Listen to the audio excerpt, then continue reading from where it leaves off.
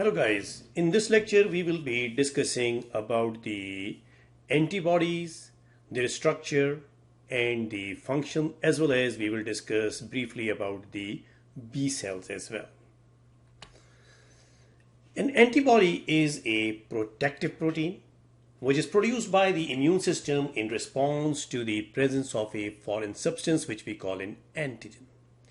Antibodies recognize and get hold of antigens in order to remove them from the body. A wide range of substances are regarded by the body as antigens. These include the disease-causing organisms like the bacteria, viruses, fungi, even the the parasites, etc., etc., and the toxic materials like the insect venoms. Functioning of antibodies. When a foreign substance infiltrates the body, the immune system can identify it due to variances in surface molecules compared to those inherent to the body. To combat the intruder, the immune system employs various mechanisms, especially antibody production, which is a pivotal process. Antibodies are generated by specialized white blood cells known as B lymphocytes or B cells. Upon binding of an antigen to the B cell surface, it triggers the B cell to proliferate and develop into a cluster of identical cells termed as clone. These mature B cells, designated as plasma cells, release countless antibodies into the bloodstream and the lymphatic system. We are discussing functioning of antibodies. Antibodies once formed circulate in the bloodstream and attack and neutralize antigens that are identical to the ones that triggered the immune response. Antibodies attack antigens by binding them. Antibodies, which are called antitoxins, neutralize the poison by changing its chemical composition when they bind to a toxin.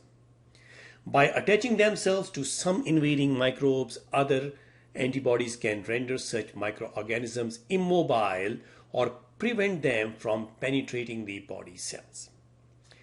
In other cases, the antibody-coated antigen is subjected to a chemical chain reaction with complement, which is a series of proteins found in the blood. In a separate lecture, we can discuss about this complement. Once initiated, antibody persists for several days until all antigen molecules are eradicated. These antibodies remain in circulation for several months, providing prolonged immunity against the specific antigen. Antibodies and the B cells. Here in this picture we can see the B cell activation and the proliferation. Then they produce the antibodies and they become the plasma cells. Then the antibodies, they find their specific antigen and bind to those. The process of adaptive immunity manifested by the production of antibodies by B lymphocytes is termed humoral immunity. It is humoral. B cells develop in the bone marrow from the hematopoietic stem cells. B cells may be triggered, proliferate into plasma cells, and plasma cells produce antibodies. B cells distinguish antigens through proteins called antigen receptors found on their surfaces. An antigen receptor is basically an antibody protein that is not secreted but is anchored to the B cell membrane. The antigen receptor does not recognize the entire antigen. Instead, it binds to only a portion of the antigen surface called the antigenic determinant or epitope. Binding between the receptor and epitope occurs only if their structures are complementary. It is just like fitting two pieces while you are solving a puzzle. This is an event that is required to activate the B cell production of the antibodies. Antibodies are immune system related proteins which we call immunoglobulins. We are discussing now the antibody structure. Each antibody consists of 4 polypeptides, 2 heavy chains and 2 light chains joined to form a Y-shaped molecule. The amino acid sequence in the tips of the Y varies greatly among different antibodies. This variable region composed of 110 to 130 amino acids give the antibody its specificity for binding the antigen. Here we can see these are the light chain and these are the heavy chain. Then these are the constant area, these are the variable heavy chain, this dark blue. Well, the variable region includes the ends of the light and heavy chains. The variable region. This is the variable region. Antibody structure we are discussing here. We can see this schematic diagram. Y-shaped structure of an immunoglobulin which consists of 4 polypeptides, 2 heavy chains and 2 light chains, which I have already mentioned. So this is the light chain, this is the heavy chain. This structure allows antibody molecules to carry out their dual functions, antigen binding and the biological activity mediation. Each of these functions is carried out by different parts of the antibody, and these parts are fragment antigen binding, the Fab fragment, and the fragment crystallizable region, the FC region. Here we can see the Fab region, and this is the FC region, this area. Fab fragment is a region on an antibody that binds to antigens. It has one constant and one variable domain of each of the heavy and the light chain.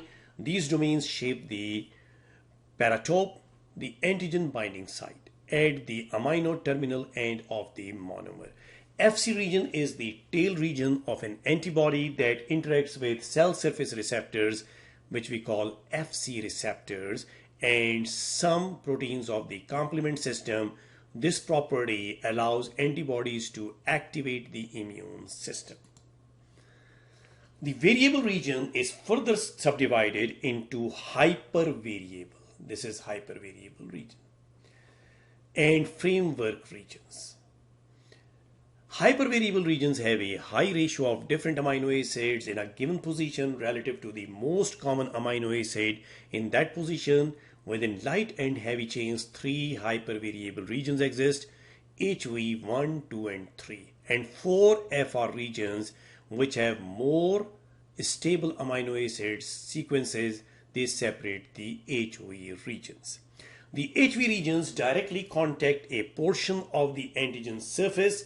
For this reason, HV regions are also sometimes referred to as the complementarity determining regions, or CDRs. The FR regions form a beta sheet structure which serves as a scaffold to hold the HV regions in position to contact the antigen. VDJ recombination. This VDJ recombination, which is short for variable diversity joining rearrangement, is a somatic recombination mechanism exclusive to developing lymphocytes during the initial phases of T and B cell maturation. It engenders the extensive diversity observed in antibodies, immunoglobulins, and T cell receptors present in B cells and T cells, respectively, thus constituting a pivotal aspect of the adaptive immune system.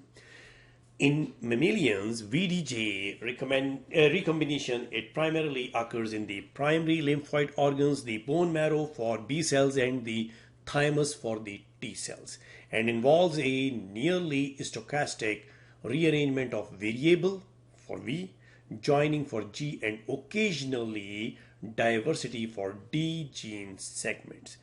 This process yields unique amino acid sequences in the antigen binding region of the immunoglobulins and T cell receptors, enabling the recognition of antigens from a wide array of pathogens such as bacteria, viruses, parasites, and helminths, as well as altered cells characteristic of cancer.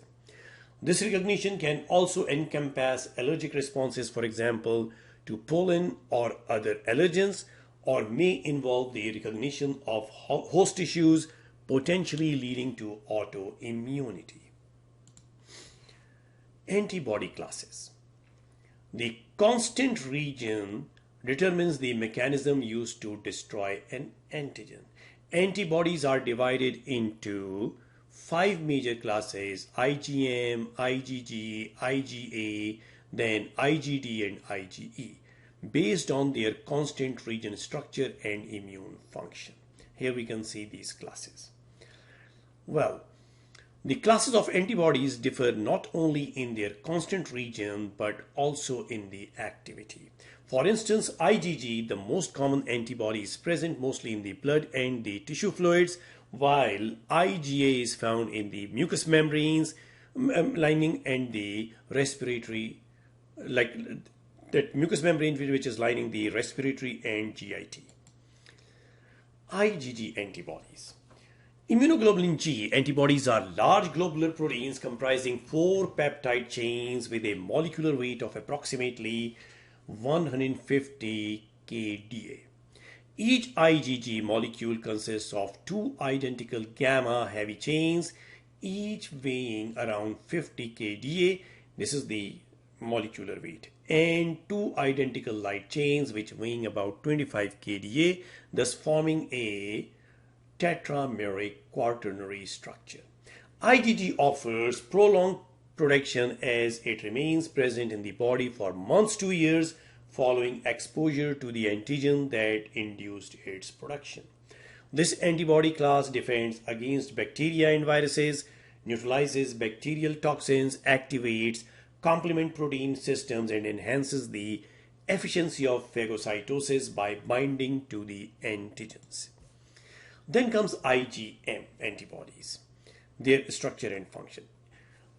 Immunoglobulin M or IgM antibodies are structured as pentamers, meaning having 5 units, or less commonly hexamers having 6 units. They are composed of heavy chains, mu chains, and 2 light chains linked by disulfide bonds along with a J chain. IgM plays a role in recognizing ABO blood group antigens present on the red blood cell surfaces and aids in the enhanced ingestion of cells through phagocytosis. IgA antibodies, their structure and functions. IgA or immunoglobulin A antibodies are composed of heavy H and light L chains. Each H chain comprises the constant regions C alpha 1, C alpha 2, C alpha 3, hinge region, and the variable V region, while light chains consist of the Cl and Vk or V kappa or V lambda elements. The primary role of IgA is to bind antigens present on microbes, preventing their infiltration into the tissues. It facilitates the aggregation of antigens and retains them within secretions, ensuring their expulsion along with the secretion. IgA serves as the initial line of defense for mucosal surfaces such as intestines, nose, and lungs. IgE antibodies, their structure and functions. Immunoglobulin E or IgE antibodies are only found in the mammalians. They are synthesized by the plasma cells. Monomers of IgE consist of 2 heavy chains, the epsilon chain, and 2 light chains, with the epsilon chain containing 4 Lg-like constant domains C epsilon 1 and C epsilon 4. IgE bind to mast cells and basophils which participate in the immune response. Some researchers suggested that IgE's purpose is also to stop parasites. IgE also has an essential role in the type 1 hypersensitivity or the anaphylactic reactions. IgD antibodies, structure and functions. Immunoglobulin D or IgD antibodies are expressed in the plasma membranes of immature B lymphocytes. IgD is also produced in a secreted form that is found in small amounts in the blood serum. Then IgD plays a role in the induction of antibody production. Here we can see these just on this chart. IgG, IgM, IgA, IgE, and IgD. Their structure, heavy chains of these: gamma for IgG, mu for IgM, alpha for IgA, epsilon for IgE, and delta for IgD. Then molecular weight 150 kDa for IgG, then 1900 kDa for IgM, IgA is 385 kDa, IgE is 200 kDa, and IgD is 180 kDa. Heaviest is IgM. Number of antigen binding sites only 2 for IgG, and most of the antigen binding sites are 10 for IgM, then 4 for IgA, and IgE and IG2 they have 2. Percent of total antibodies in serum. Maximum amount of antibodies are IgG 80% in the circulation. Then IgM 6%, they are not that much, but IgA 13%. They are less than IgG but more than IgM. Then comes the IgE, the least amount of antibodies circulating, 0.002%. Then comes IgD, which are way more than IgE but way less than IgM, 1% only. Well, IgG, they fix the complement. IgM, they fix the complement, but all others, they do not. Distribution, IgG intravascular as well as extravascular. IgM mainly present intravascularly. IgA in the, they are present intravascularly as well as in the secretions. IgE, basophils and mast cells in saliva and nasal secretions. IgD in lymphocyte surface. The function of IgG, main blood antibody, neutralizes toxins and opsonization. IgM, primary response, fixes complements, monomer, serves as B cell receptor. IgA secreted into mucous tears and saliva, and IgA, antibody of allergy, which we have already mentioned, as well as some of the authors, they say that they are anti-parasitic. They have some anti-parasitic activity. IgD, they are for B cell receptors. Now, question arises why it is important to recognize the classes of antibodies. Recognizing the classes of antibodies is crucial for these reasons. Functional differences. Different classes antibodies have distinct functions within the immune system. For example, IgM is primarily involved in the initial response to an infection, whereas IgG provides long-term immunity. Understanding these functional differences helps in assessing the stage and effectiveness of immune response. Clinical diagnosis, the second reason is identifying the specific class of antibody present in a patient's serum can aid in diagnosing certain diseases. For instance, elevated levels of IgE are associated with allergic reactions, while IgA deficiency can predispose individuals to certain infections. Therapeutic applications. Certain diseases or conditions may require targeted immunotherapy with specific antibody classes. For example, monoclonal antibodies targeting IgE are used in the treatment of severe allergic asthma. Vaccine development. Vaccines are designed to elicit specific antibody responses against pathogens. Understanding which classes of antibodies are most effective against particular pathogens can inform vaccine design and development strategies. Research purposes, another reason to recognize is research purpose. In scientific research, distinguishing between antibody classes help in studying immune responses, understanding disease mechanisms, and developing new therapeutic interventions. Overall, recognizing the classes of antibodies is essential for understanding immune function, diagnosing diseases, developing therapies, and advancing scientific knowledge in immunology. Another question is how the antigen can recognize the specific antibodies. We have discussed that in detail, but in summary, antibodies recognize specific antigens through the unique structures of their variable regions, which allow them to bind tightly and specifically to complementary antigens, initiating immune responses to eliminate the threats to the body. So thank you very much for listening this, and soon I will come back to you with more